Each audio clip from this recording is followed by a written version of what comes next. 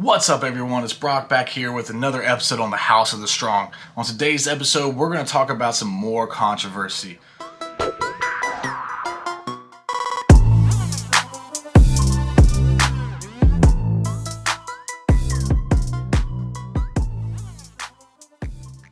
This controversy is something that's been sprung up the past couple years, really ever since Hathor Bjornsson won World's Strongest Man. Everybody after that's been saying, is World's Strongest Man getting too light? Now, Martins Licis and Aleksei Novikov are not small people, okay?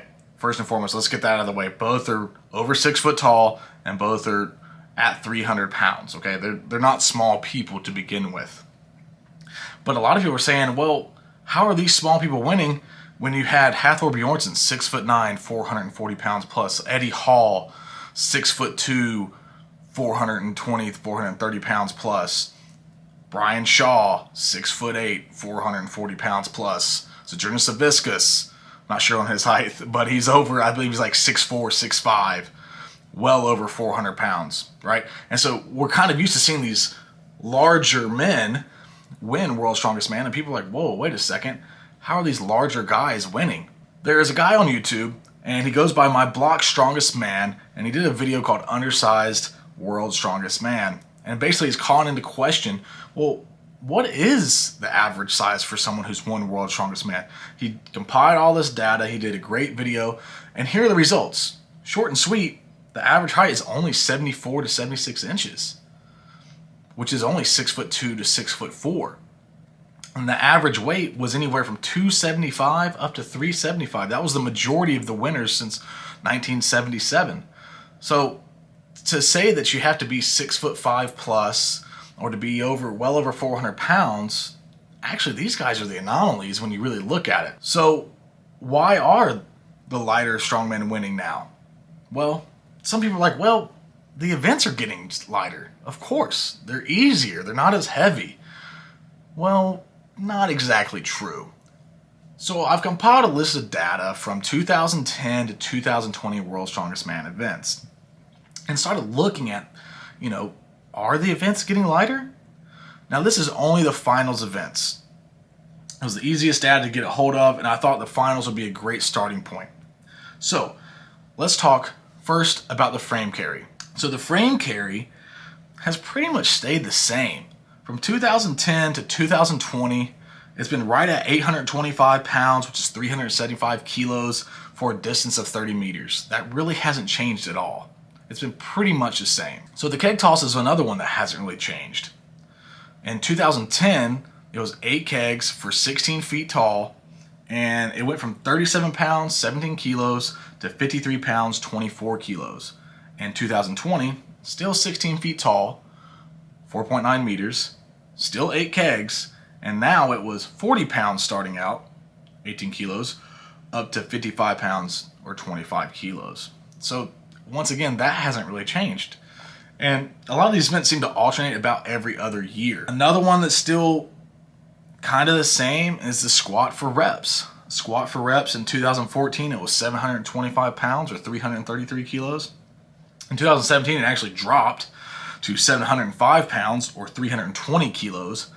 And then in 2019, it was back to 750, which is above the original weight, 750 pounds or 340 kilos. So that really hasn't changed a whole lot. Loading races, same thing.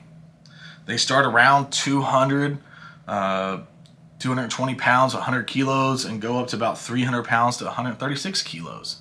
So the loading races haven't really changed. The distances haven't really changed. The only thing that's really changed is the implements themselves, whether it be an anvil, whether it be an anchor, a sandbag, a keg. In 2020, we saw engine parts from monster trucks. So really, that's about the only thing that's changed for the loading race. Overhead medley hasn't really changed. The only thing that has changed with the overhead medley is whether it's going to be an axle bar, a circus dumbbell, a log.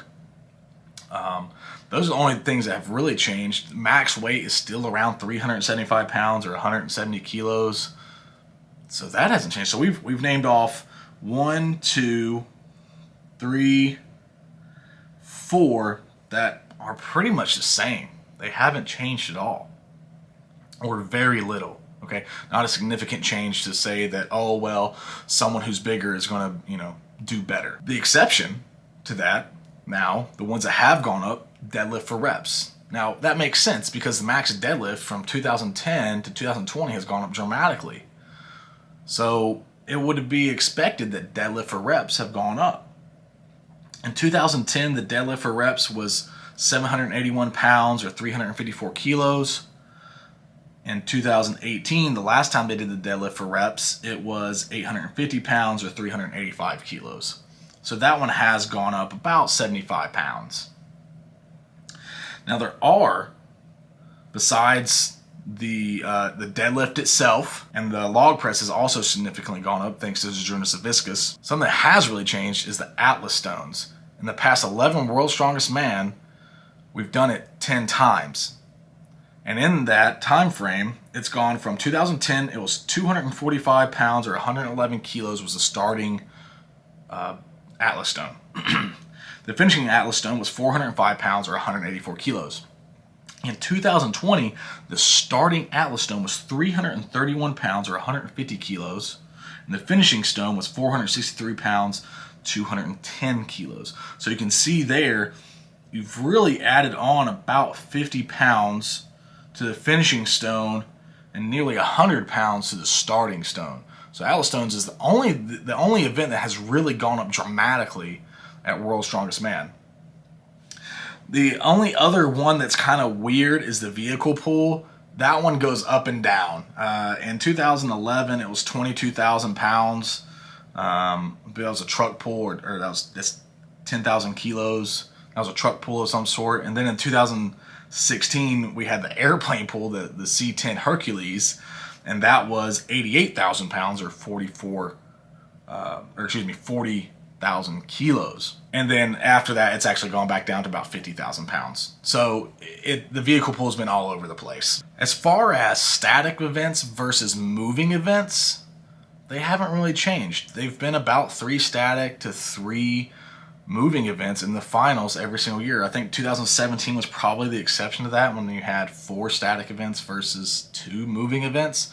But most of the time, you're going to see 3 of each. So the different types of movements hasn't changed and isn't having an effect on who the winner is. So far, we've talked about what is the average size of a strongman winner, and we've talked about the finals events at World's Strongest Man and which ones have changed and which ones haven't. As you can see, most of them are the same. They haven't changed at all. So why are the lighter strongmen starting to win again? In my opinion, I believe that strongmen are starting to evolve. And what I mean by that is that the training is starting to change again. It's starting to make another shift. Okay? Strongman started out with mainly bodybuilders back in the 70s, and you can see that with Lou Ferrigno being one of the competitors who was actually a bodybuilder, and there's a bunch of other people that were actually bodybuilders that got into strongman, and then it started to become strongman training specific, and that has just evolved slowly over the years and gotten more and more specific training. And over the years, strongmen have gotten bigger and bigger and bigger. Now, that's because they wanted to move more weight, and that was the main theory, is that in order to lift more weight, you had to weigh more. All right, the more weight moves more weight. That's the theory that was most popular, and you can see that in the 2000s to 2010s, guys were just getting bigger and bigger and bigger. And Eddie Hall is a perfect example of someone pushing it to the absolute limits. You could see it. It was a struggle for Eddie to breathe. It was a struggle for Eddie to do a lot of just normal activities due to his size, really pushing the boundaries of his body. Now, we're starting to see smaller strongmen, and I use the term smaller loosely. These guys are not small by any means. Now they're starting to win. Why is that? Well, I think they're starting to become even more specific in their training and working more on technique. And I think a lot of people dismiss technique in strongman. Oh, you just brute power. Well, that's not true. We look at something like the log lift versus the circus dumbbell or the giant dumbbell. People do really, really well on the log lift, but then don't do that well at the circus or giant dumbbell lift. Why is that? Well, it's because circus dumbbell is a different technique, and if you don't practice that technique, it doesn't matter how strong your shoulders are, you're not going to be able to lift that weight overhead. Keg toss is another great example. You've seen some really strong guys get up there and they throw it right into the bar or right into the plaque ahead above them because they're not practicing the technique. So I think that strongmen are starting to realize, okay, we need to focus a little bit more on technique and how can we make the movements as efficient as possible. If you see Martin Lisis, he's working a lot with this company called Squat University. They're on Instagram, and they talk a lot about being efficient at the movements that you're doing, not just building raw power, but being able to move in a way that is the most efficient for that lift. And I keep using that word efficient, and that's the best way to describe it. The quickest way from point A to point B when lifting weights is most likely a straight line. If deadlifting, you want to pick it up in a straight line. Squatting, you want to squat down and back up in a straight line. And lifting overhead, you want to try to push it as straight as possible, straight over your head, and keep everything in line with the body. So that is what I think is the reason these smaller strongmen, are starting to win more often. The training's more specific, and they're learning their bodies better. They're learning how to be more efficient with the movements that they're having to do. And with that, they don't have to be as big. They don't have to have such a high BMI. Eddie Hall had an extremely high BMI. And that's not to say that these strongmen are fat or carry a bunch of fat with them or overweight. Not at all. But you can be smaller and don't have to put on so much muscle mass and still be competitive. That's what we're starting to see. And I think that's what we're going to see moving forward. We're going to see some stronger strongmen come through and win and be competitive. And then slowly, as the weights start to go back up, as these new boundaries start to break again, right? Just like we did with the deadlift and the overhead press, as people started breaking world records, we're going to start seeing men getting bigger and bigger and bigger again. But now the weights are going to be even more. And so you will have to put on more muscle mass to be able to move those weights. And that's just my prediction. That's my opinion. When you look at the data just doesn't support the strongman is getting any lighter. The events don't say it. And if you look at past winners, you're not getting that at all. The average strongman is not as large as the Brian Shaws or the Zydrunas Savickas or the Eddie Halls or the Hathor Bjornsons. That's just what everybody's used to, and that's what they don't understand, and so they automatically revert to, well, world's strongest man must be getting lighter. That's why. And that's simply not the case. Hey, if you like this video, go ahead and hit that like button down below. Go and subscribe. Got some more strongman news coming, a lot more content. Check out my Instagram page, The House of the Strong, and then I also have a website, thehouseofthestrong.com, where I'm compiling all the competitions, all the athletes, and all the implements into one spot so you can kind of see what the world of strongman is all about. It's still a work in progress, but go check it out. Hey, go out there, be strong, and have a great day, guys.